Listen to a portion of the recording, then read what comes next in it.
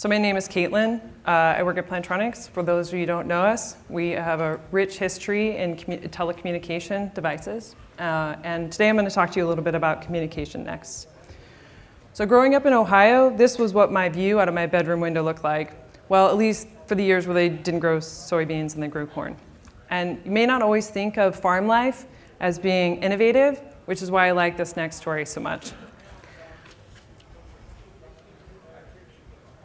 So in the 1870s, there were two really great inventions that fundamentally changed the nature of rural life: barbed wire and the telephone. So you may not immediately put these two together, but here's what happened. Farmers lived an isolated life. They were separated by hundreds of miles, oftentimes. And when the telephone first came out, that was not so much of a problem. You could order a telephone from a catalog, have it shipped to you. But what the problem was connecting those telephones together. What it turned out was barbed wire at the time was getting rolled out between farms and between, to keep livestock separate and to keep people's property safe. And some farmer said, you know what if we connect these phones together and therefore create a communication between ourselves? So how did they do that? Well, it was an interesting journey, I'm sure, because quite frankly, there was no privacy, right? So once they tied all these phones together, it was a party line. So they had to have rules of engagement. One thing they had to do is kind of all agree on what kind of phone they were going to have, so that worked. And the next thing they had to do was say, okay, each one of us gets our own ring. So your house gets short, long, long, and mine gets long, short, short. And we'll have an agreed upon general ring. And so once we hear that ring, we'll know everyone needs to pick that up. And that general ring was used for something, kind of obvious, like an emergency. Maybe somebody was lost, and everybody had to come and form a search party. However, if you picked up the phone at the time and there was someone else talking on the phone, you had to politely wait your turn and hang up. But I'm pretty sure that never happened because people out there were desperate for gossip.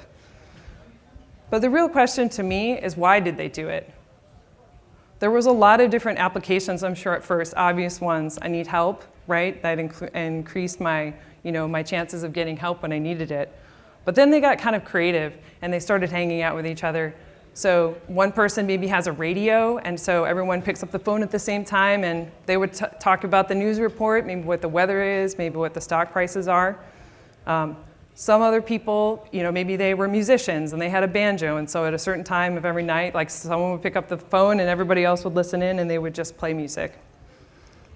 And it was really successful. So successful that it's estimated that about 3 million people were actually connected in this kind of barbed wire comboed with phone lines, which was actually bigger than the Bell network at the time in its heyday. And the surprising fun fact was that in 1924, Iowa led the nation in telephones per capita. So this story, to me, talks about the ingenuity of a rural life and how they connected their isolated homesteads to their neighbors and to the rest of the world. Okay, so fast forward 100 years. I really love this particular, with this ad. This is more my speed of things.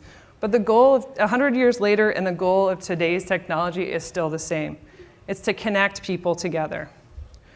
And as we're talking about augmented reality, mixed modes, if we talk about that as altering your perception of reality in real time and with context, to me, telephony is one of the first versions of augmented reality. Probably what I would call old school augmented reality. But the best thing about old school to me is there's a huge amount of lessons learned that we can take from this example and move forward. Because for AR to work, it needs to be designed for the human to work for the human. And to really geek out, I don't know how many of you are in the telephony industry. I won't spend a whole lot of time here. But with those 100 years plus that we've been doing this, we haven't been slouching, right? We've created an industry doing conducted subjective testing. We're understanding the anatomy of the ear and also the power of the brain. We boiled that down into a mathematical model of transmission parameters. And that is, for one thing, and that's to replicate face-to-face communication. All of the telephony standards are trying to imitate a face-to-face communication 3 feet away. There's a couple of examples, like loudness. These are measured in a lab. I don't know how many of you are familiar with the head and torso simulator. At about 1 inch from your mouth, a human speaks about 89 dB SPL. You can calculate over the 3 feet. It drops about 30 dB. So now that is compensated either on the transmit or the receive side so that when you pick up your phone, it's the right volume every time. I don't know if you've ever wondered about how that actually happens, but that is, that's not an accident. That's everyone agreeing on a standard and implementing it. Latency is another one.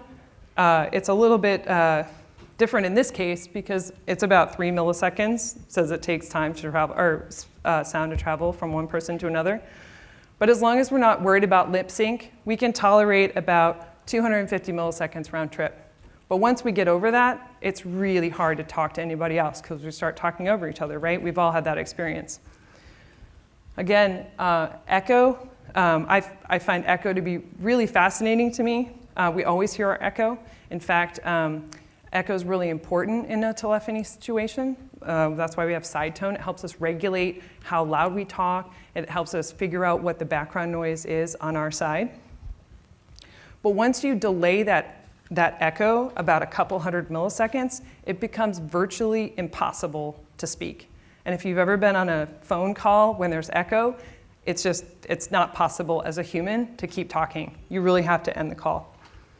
Echo cancelers do a great job of this. You knock it down by about 20 or 30 dB, and you're good to go. And if you've been anywhere near the social network lately on intelligibility, if you heard Yanni or if you heard Laurel, you know what I'm talking about in intelligibility. But where do we take that next? Here's a couple examples of of my sweet spot, which is augmented audio. And I'll walk you through a couple examples. Again, the picture at the top, the glasses, that's a very simple case. There's no visual component to this. This is simply putting audio into your ear at the right place at the right time for context. Many of you are probably familiar with Doppler Labs, who sadly are no longer. But they really experimented with augmented hearing and playing around with the latency between the two ears to figure out how to focus my attention forward and focus my attention back. They also played around with, and were quite successful at masking. So we know a lot about humans and how they perceive other people talking. And if you're in an open environment, an open office environment like myself, you'll know that if someone's talking next to you, it can be quite distracting. That picture there with the waterfall, that's actually taken really close to my desk. And this is an area that Plantronics has invested quite heavily right at this point. We believe that creating the right kind of background noise can reduce distraction in the office quite a bit, and it helps people focus. There's another really simple example there about hearing aids, right? Again, you're augmenting the audio to your ear, so you have a hearing defect, and you can increase it. Seems like we have some more work to do.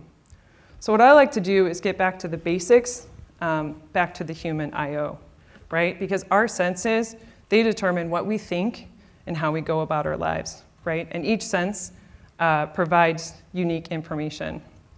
So on the input side, vision is great for high input bandwidth. We can glean information, we can discern color, motion, that kind of thing, position. But sound, by comparison, is much more encompassing. It doesn't rely on the presence of light or unobstructed view. We can hear things around a corner. We can hear things when we sleep. If you may be familiar with that. I'm very familiar with that. And some people liken our ears to 24-hour monitoring system. They're just never off. I always think about soundtracks to movies. The minute you turn off the music or the background, it just doesn't, it's not the same, right? And on human output, sort of a similar story. So hand and touch are quite obvious for a lot of interactions, right? It's fine-tuned to today's reality. I was really surprised to find out that someone can type with their thumbs 78 words per minute. That's awesome. And you can type maybe around 150 words per minute. But what's exciting today is that the compute power of the GPUs and the TPUs has allowed speech recognition to open a new world of voice input, right? Voice is casual, voice is ephemeral, and as an input, people can use it up to 200 plus words per minute. And it allows us to be hands-free, screen-free, and I believe that gives us the potential to have the human be in control. And it also gives us a lot of choice. However, the downside is that the more choice there is, to me, that translates into too much information and information overload. Information overload of our human I/O, right? So how can we as humans adapt to this new environment, and how as we as developers of technology help to reduce our cognitive load instead of add to it? And just like in the early days of telephony, we can build our network out of barbed wire and ingenuity. Although, things that exist already today. We just have to be smart about it. But I have two thoughts here. So on the design part. So skeuomorphism, I'm not sure how many of you are familiar with that term, but this means like using a real world reference to increase or enhance comprehensibility. So here you see, an old school rotary phone and an app that's like, okay, yeah, the rotary phone, that's good. You can't really dial it, you can't move it or whatever. You hardly even have to dial it. I don't even know anybody's number anymore. But this helps people understand what the GUI does, right? And it doesn't require people to learn new technology and new languages. And while there's nothing wrong with it, it can lead us astray. So for all those voice assistants and voice interactions, people are saying, oh, okay, I can talk to it like a person. Oh, it doesn't understand me. Oh, it didn't do what I wanted. Oh, now it's still not doing what I want. And I feel like as a community, we're going to really miss out. So again, I'm a bit old school, I believe.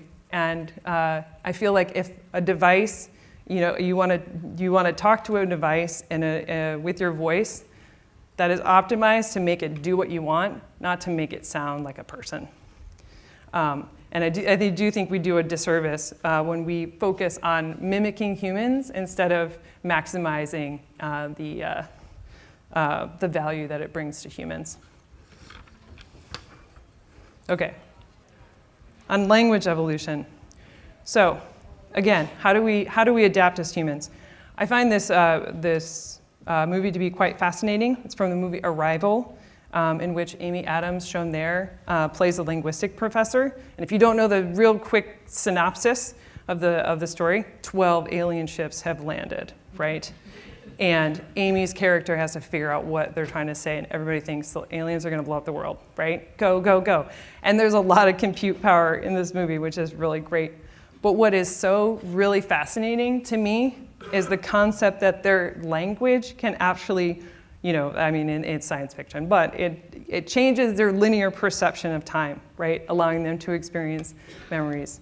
Okay, so maybe we're not there. But the concept is that, as we evolve our language and as we are able to capture and communicate more through our voice, perhaps we go a different direction. Perhaps we as humans can interact with technology in a different way. And if for a real life example of that, think about our digital language right now. So if I want to contact my colleague Jonathan, who's in the audience right now, I can send him a phone call. I can email him. I can text message him. I can text message him with acronyms. I can text him just an emoji. But I know, and Jonathan knows, what we should do depending on what message I want to send him, right? And we all do that. So we've adapted already to all these different modes that we can communicate with each other. I think we can go further. But for now, this is the state of affairs. We are focused on our phone. We tend to ignore those people around us. We miss a lot of what's going on. Of late, there's been a really interesting discussion around a nonprofit called Time Well Spent. And their mission is really to reverse what they call the digital attention crisis. And don't get me wrong, I love having a powerful computer in my pocket, But I do think that we have work to do to counteract this phenomenon. First one, use your voice. As we talked about before, it's hands-free, it's screen-free. Your voice is powerful, right? And voice is a control, not necessarily I need to be talking to a virtual assistant. If I want the lights on, I just ask for the lights on. I don't ask please, it's a computer.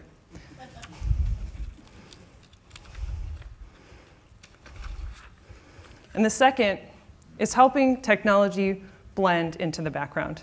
And that's a concept that I like to call stories within stories. And it comes back to humans and humanity. It's about people. We all have stories. And actually, we all have stories within stories. Give you some examples. So let's use the example of a heart rate monitor. It's a sensor. I'm a technical person. I can see what the sensor does. I know how to wire it up. I know how to route the data. I know what wireless protocol to use. I know how big of a battery I need.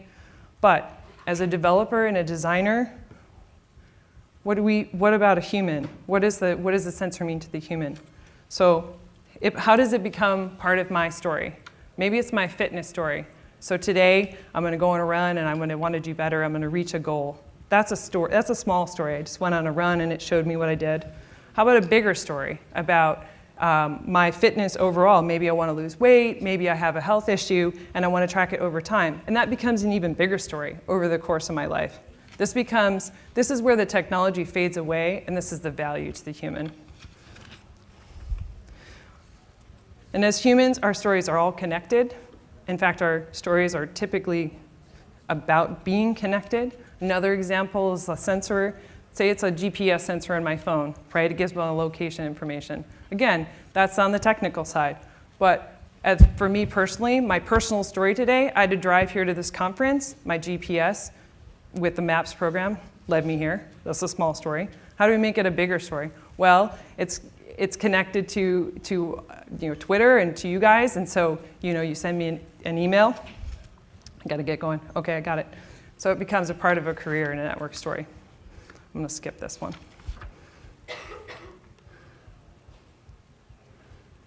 So on that note, again, where I see augmented reality really being success is when we talk about augmented humanity, right? How do we make time in our lives, in our space, in our day-to-day activities for our creativity, our compassion, and hopefully happiness.